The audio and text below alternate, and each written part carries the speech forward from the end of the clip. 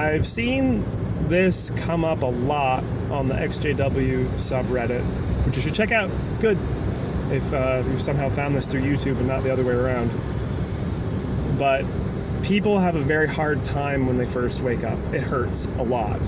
And that's understandable. You have friends and family turning on you, saying horrible things about you.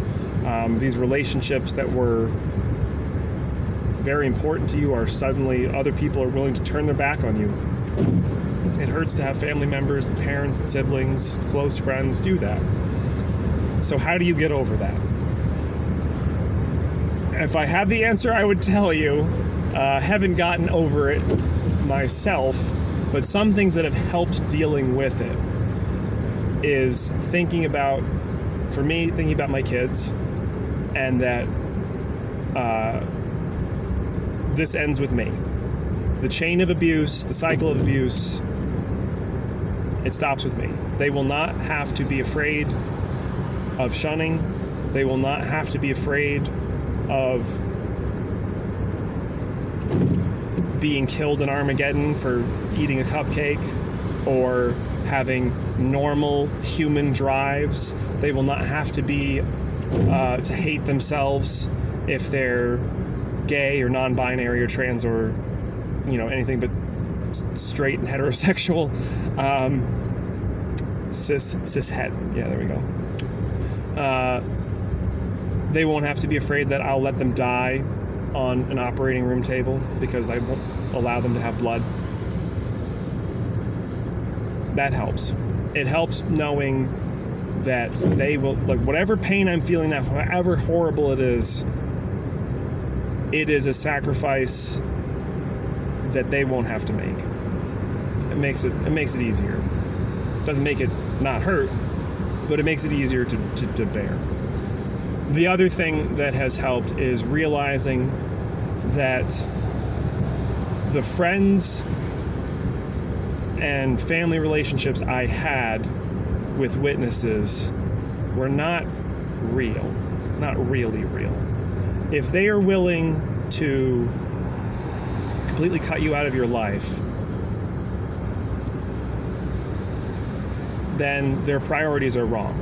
I would never do that to my kids. And I've talked about how the shunning thing works with my coworkers and other people who have never been witnesses, and they can't understand it. I was telling my coworker, who I've given a lot of details about this, and he's like, I can't imagine that they would do that. No mom would do that. No mother would do that to their kid. And I was like, they will, and they do. Absolutely they do. It's inconceivable to non-cult people that a human would behave this way, because it's monstrous. They are brainwashed. Their normal human drives have been hijacked. That desire to do anything for your kid has been hijacked by the Watchtower and twisted to say, if you really love your kid, you will cut them out of your life so that they can inevitably be saved and not die forever. It's not rational, but they've hijacked that normal human instinct. It helps knowing that their mind is not their own. But again, that relationship is not real. The friends that you thought you had, if you started to fade, if you didn't complain about it, if you didn't have any critical things to say, and you just stopped going to as many meetings, you stopped answering, you stopped going in field service, a lot of friendships just kind of fizzle. People stop reaching out to you. They might try and encourage you, maybe, depends on the person, but a lot of the time the friendships diminish at the same rate as your spirituality diminishes, because now you're bad association. They weren't friends with you because of you as a person. They were friends with you primarily because you were playing the role of a good witness. It wasn't you they were friends with, partly, but it was mostly, the foundation is, are they a good witness? And if not, no friendship. Doesn't matter who the person is or what we've been through or how much I like them. When you are out, you can now have friendships that are real. You can be as intimate, you can be as open as you feel comfortable with or want to be. And people will be friends with you because of who you are, not how well you are playing a role in the group. And that does help, because those friendships, as you develop them, those relationships, looking back, are so very different from the relationships that you had as a witness. They are deeper, they are more important, they're much less superficial. I appreciate people in my life so much more. I haven't been out for 2 years, not even 2 years yet, and like I have a deep appreciation for the people I work with, for friends that I still have in my life, because time is limited, and the fact that they want to spend it with me means a lot to me. It's really important.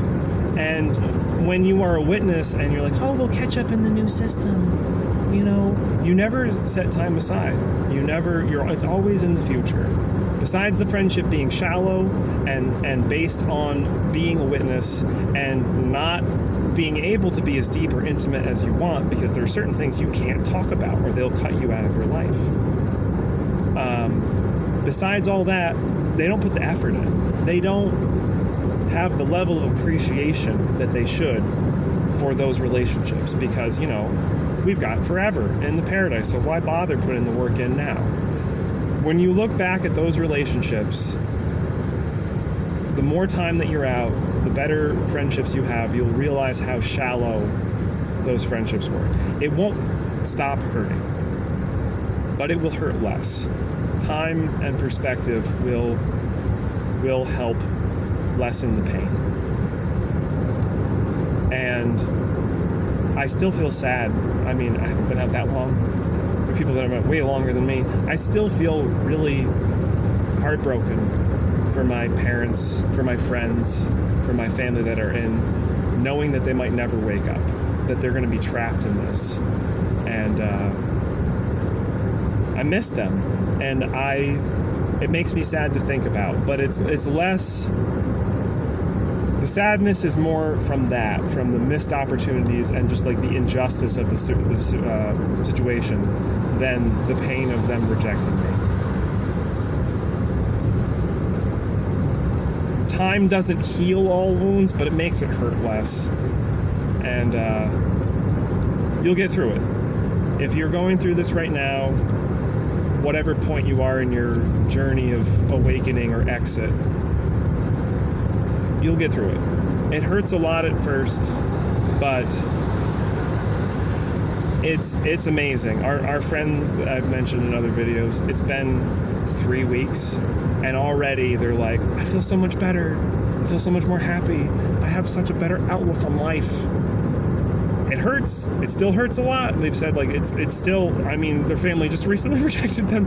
It still hurts terribly, but already they're feeling better. My wife was in a deep existential panic for like 2 weeks when I first dumped all this information on her. And still at the end of 2 weeks, when she's like, I don't know anything. What is life? Is there even a God? She said that she still felt better, even with all of that, knowing the axe is going to fall and we're going to lose all these people, and just like the absolute terror of realizing you don't know anything and you're in a cult. Still, 2 weeks is all it took for her to be like, I feel better now. It gets better. And that, the pain lessens and the enjoyment of being out, the happiness of being out increases with time. You got two diverging lines. It's worth it. You can do it.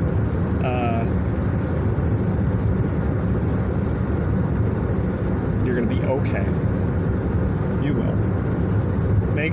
Make someone's day. Go through a drive-thru and buy the person behind you their meal.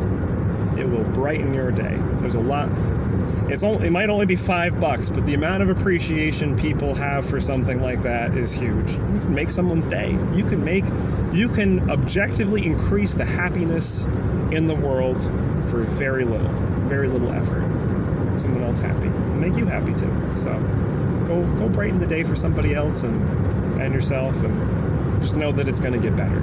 and people care about you, and they love you for who you are, and not the role you're playing. We can end the cycle.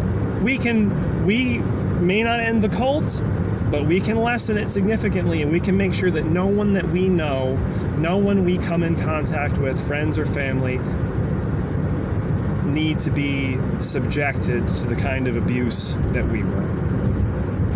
That's pretty big.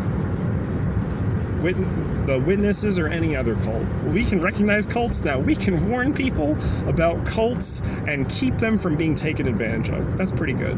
That's a little silver lining to all this. Anyway, that's my ramble. Oh, we're stopping. That's my ramble. And I hope you have a fantastic day.